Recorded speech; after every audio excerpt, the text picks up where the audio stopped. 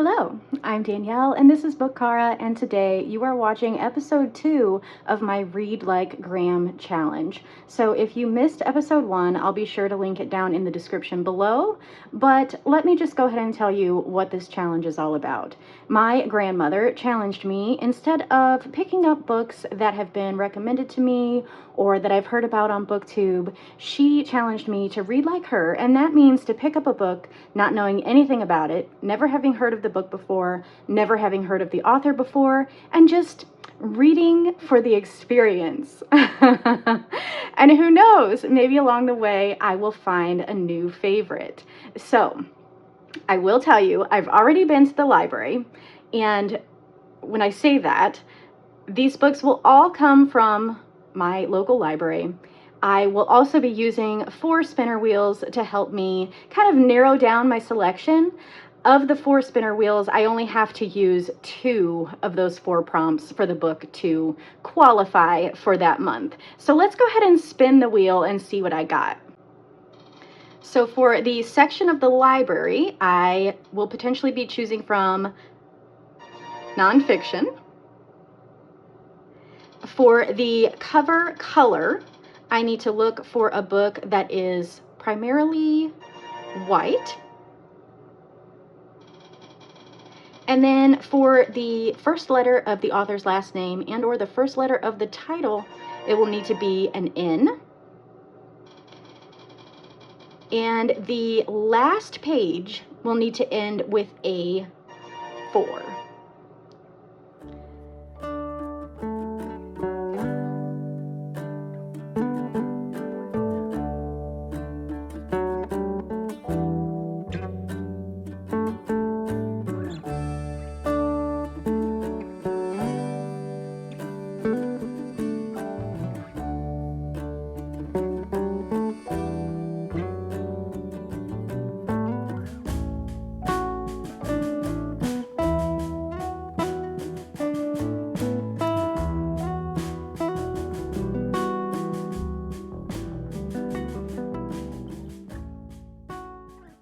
So,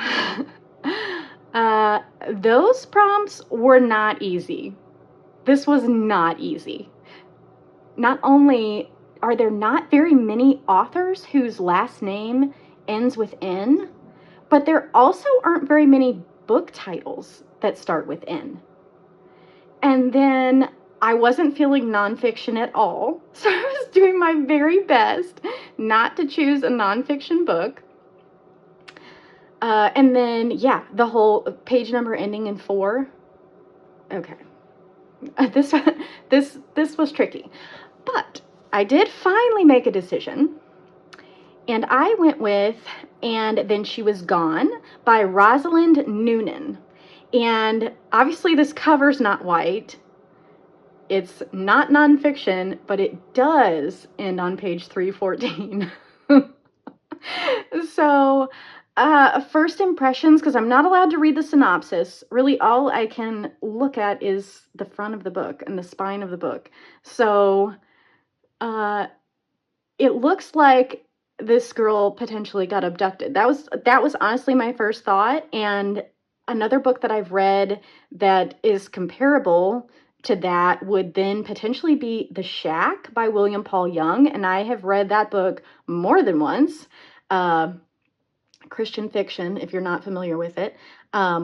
This is not a Christian book, but after having read the prologue, and I think I'm on chapter 3, I can definitely say that this little girl gets abducted. I was not wrong. And maybe that seems obvious because it says, and then she was gone. But also, what does that say? Nothing loved is ever really lost. That's what that little one-liner says there. So anyway, the prologue is her getting snatched, okay? And then the chapters proceed, they alternate. We're getting a perspective from her family from like 6 years later. And then we're also getting a perspective from her and her captor and what life is kind of looking like for her presently. So that's really all I know. That's really all I've got. I feel like this whole concept is very disturbing, and I don't know if I would have chosen this book if I would have had more options. But this, yeah, we're gonna just press on. We're gonna press on, and I'm gonna try not to have bad dreams, and everything's gonna be okay.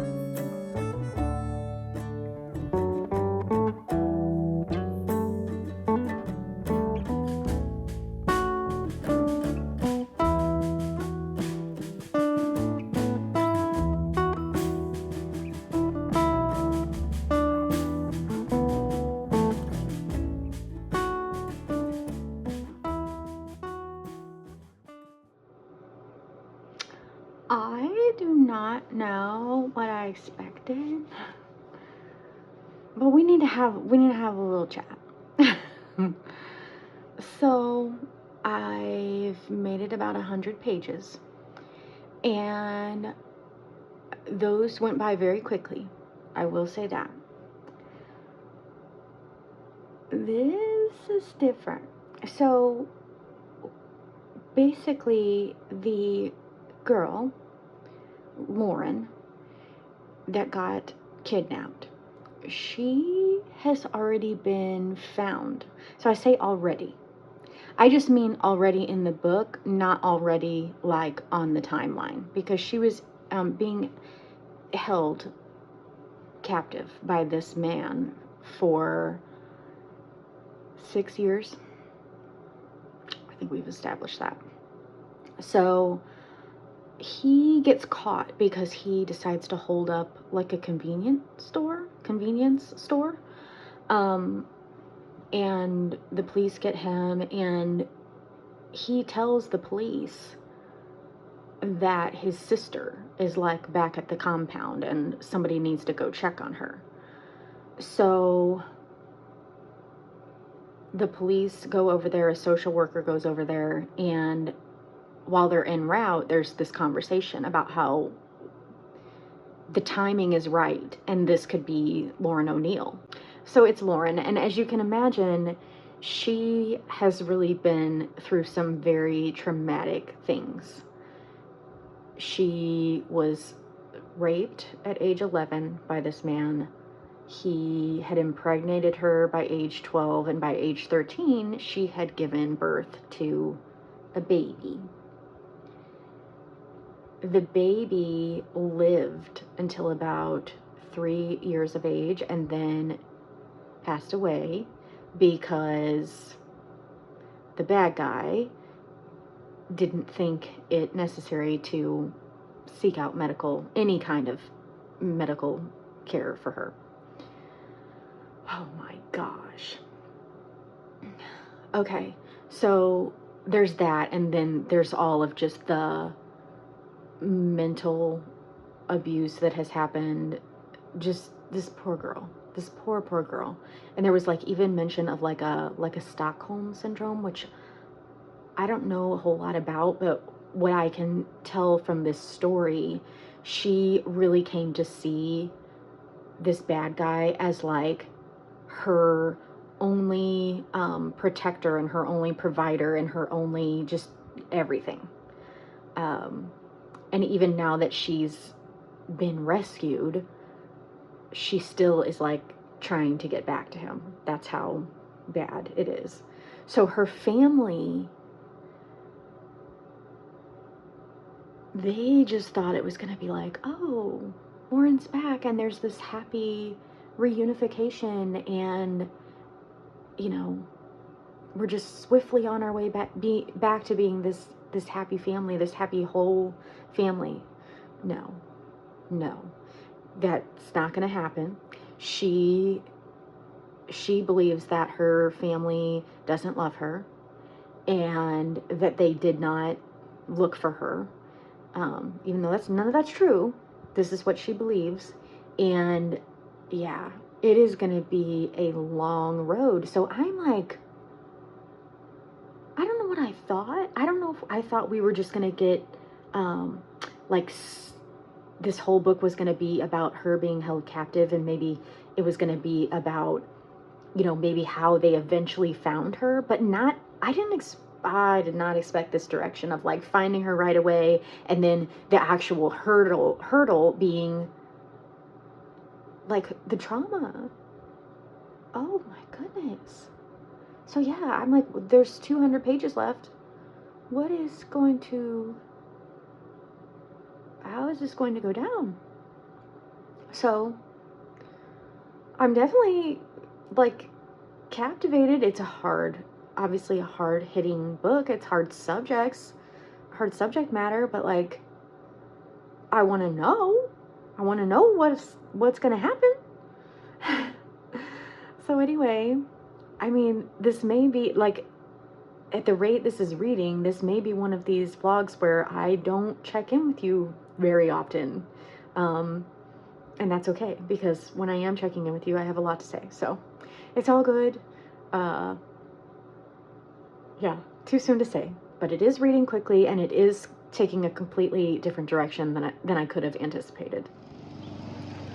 Hey guys, so I'm at the park. As you can see, it's like 90 something degrees outside, so I don't really know how long I'll be here, but I decided, so that I had something to do to distract my brain while I walked, I would update you guys. I'm on page like 170 something of And Then She Was Gone, and I can't really tell you what I think is going to happen. You know how I was like, what is she going to do with this last 200 pages?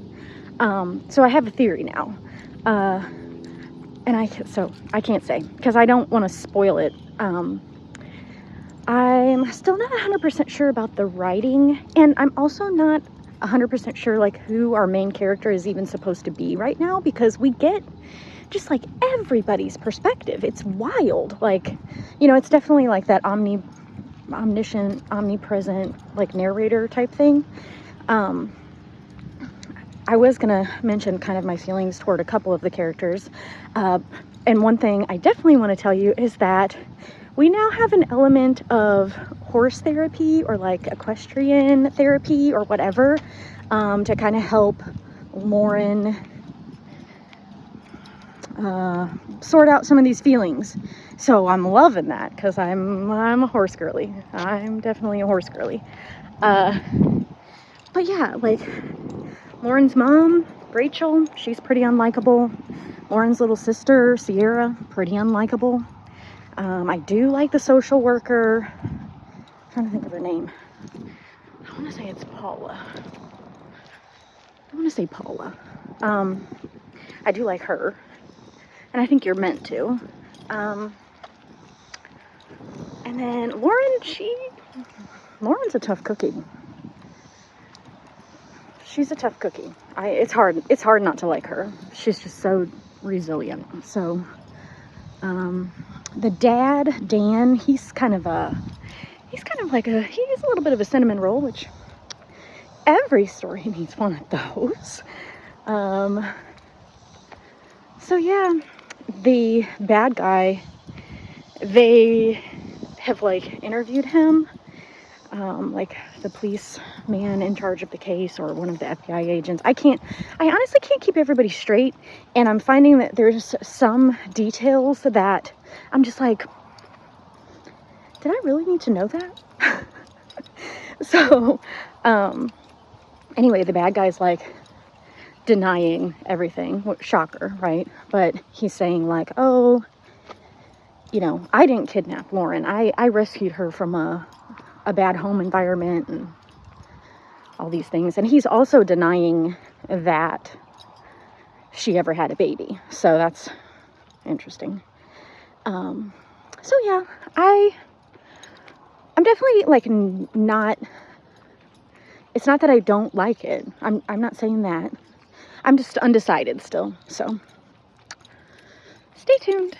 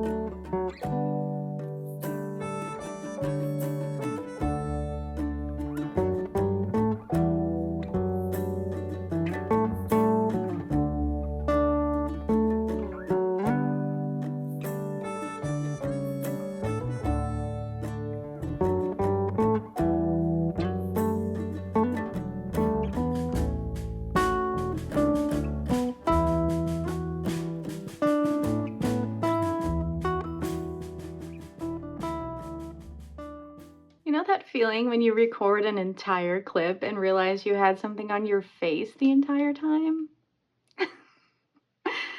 Okay, this is my final thoughts on And Then She Was Gone by Rosalind Noonan, take two. Oh, you guys, I don't know where to begin with the end, except to say that I was right as far as my suspicions of where she was going to go with that final 200 pages. I can't share. I did read the synopsis on the back of the book, and it would be a spoiler. So, mum's the word. But I will go ahead and take a minute to read the synopsis so that we can hear what this book was supposed to be about. It says 11-year-old Lauren O'Neill vanished one sunny afternoon as she walked home from school. 6 years later, her parents Rachel and Dan still tirelessly scour their Oregon hometown and beyond, always believing Lauren will be found. Then one day the call comes. Lauren has been rescued from a secluded farm mere miles away, and her abductor has confessed. Yet her return is nothing like Rachel imagined. Though the revelations about what Lauren endured are shocking, most heartbreaking of all is to see the bright-eyed, assertive daughter she knew transformed into a wary, polite stranger. Lauren's first instinct is to flee. For years, she has been told her parents forgot her. Now she doubts the pieces of her life can ever fit together again. But Rachel refuses to lose her a second time. Little by little, they must relearn what it means to be a family, trusting that their bond is strong enough to guide them back to each other. Intensely moving and absorbing, this is an extraordinary story told with sensitivity and grace, and filled with the depth and breadth of a mother's love. And so that's really what this story wound up being about, was a mother's love. So the bad guy, he wound up being even worse than we originally knew. I did also go ahead and read the author's Q&A in the back of this book, and she did mention that this story may echo, it says much of the backstory of And Then She Was Gone echoes the high profile kidnappings and recoveries of victims like J.C. Duggard and Elizabeth Smart. And then down here it also does mention J.C. Duggard's memoir, which is A Stolen Life. So additional reading for anyone who's interested. I personally am not going to be picking up A Stolen Life. This was so hard for me as a mom of a daughter. This was very hard. So yeah. Also, I did mention in one of my previous clips that throughout this story there are some details that are mentioned, even like side characters that, we're given information about them, and I'm like, was that necessary? And I could see where it might be necessary if this book was part of a larger world where maybe like those side characters were going to get a story of their own or something like that. But this, I checked. This is a standalone. So those things were definitely distracting throughout. Um, and there was something toward the end that I caught myself kind of doing like the eye roll kind of thing. So, all that to say, I'm gonna give this one 3 stars, which is an improvement over our first Read Like Graham experience. So maybe they'll just continue to get better and better. I'm trying to think if there's anything else I want to say about this one. I don't think so, and I actually might have been more succinct the second time, so maybe it all worked out.